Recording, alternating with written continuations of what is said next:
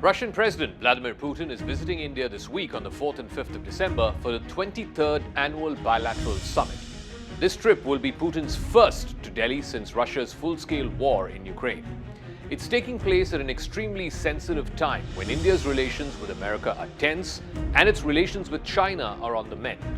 Russia seems to be the only dependable strategic partner that India can seem to count on.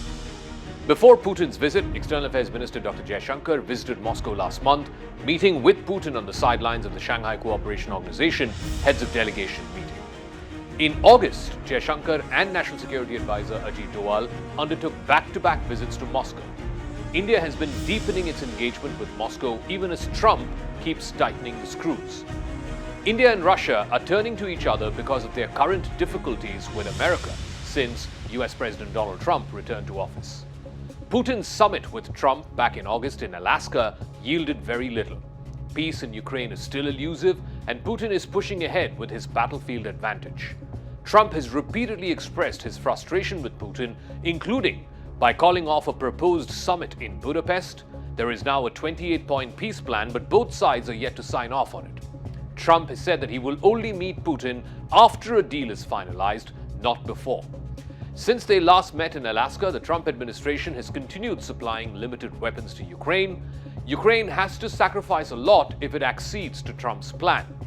Trump's special envoy Steve Witkoff and his son-in-law Jared Kushner spent 5 hours this week with Putin to thrash out a Ukraine deal.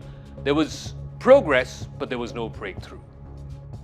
Мы нацелены вывести сотрудничество с Китайской Народной Республикой и с Республикой Индия на качественно новый уровень с усилением его технологической составляющей. На это нацелено множество совместных проектов в энергетике, в промышленности, космосе, сельском хозяйстве и так далее. По вопросам экономической повестки у нас выстроен содержательный диалог с председателем Китайской Народной Республики господином Си Цзиньпинем.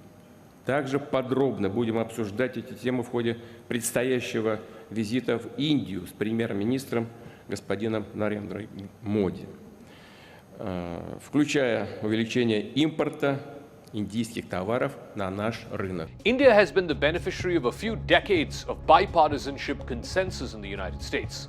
But now in recent months, India finds itself at odds with Trump, mostly because Delhi has been purchasing large amounts of Russian oil. However, many American and Indian foreign policy analysts attribute the downturn in the relationship to Trump's peeve with Prime Minister Modi for not acknowledging his role in ending the India-Pakistan war back in the summer. Trump was also offended that Modi did not accept the invitation to come to the White House at around the same time as Pakistan's army chief Asim Munir. Soon after this, Trump imposed 50% tariffs on a range of Indian goods and bilateral ties plummeted. Given this decline, it is not entirely surprising that India is now open to rejuvenating its partnership with Russia. A range of reports this week suggest that the India-Russia summit will be consequential. Several deals are under discussion, among them the sale of 5th-generation Russian fighter jets, the Sukhoi 57. There's also the possible transfer of the S-500 missile defense systems and the possible manufacture of these missile batteries in India. There is even some speculation about the creation of a maritime corridor linking Chennai to Vladivostok. And yes, it's our readiness to enhance, to develop our cooperation with China in various fields without no limits. But the same stand we have with India. We are ready to go as far as India is ready. It's not over-exaggeration. It's the best plane in the world. And the issue of Su-57s certainly will be on the agenda during the coming visit. And apart from these mutually beneficial deals, Putin's visit also sends a clear signal on the part of both Delhi and Moscow that they have powerful friends outside of America. It suggests that India can still count on Russia, including access to sophisticated weapons and energy.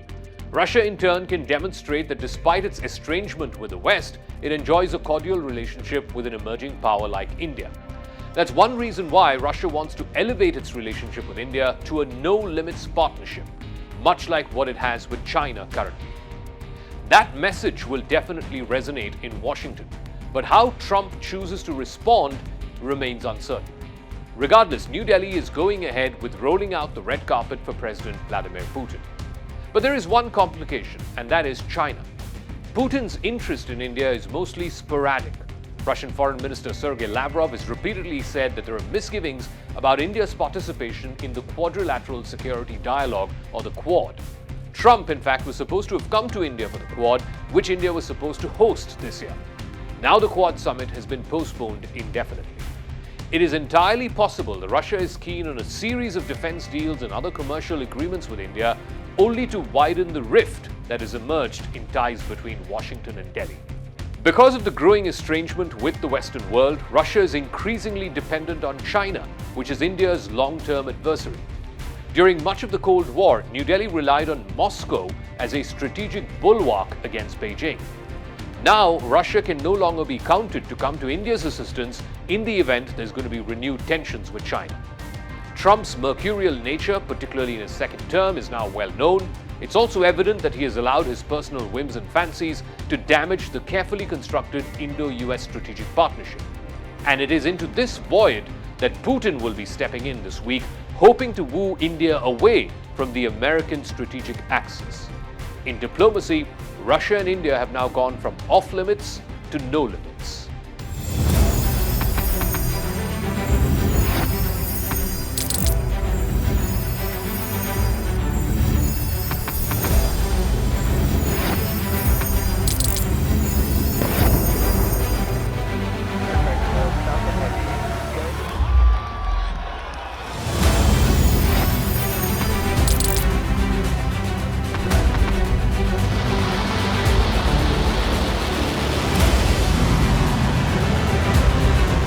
Been fighting so long and so hard that they don't know what the they're doing.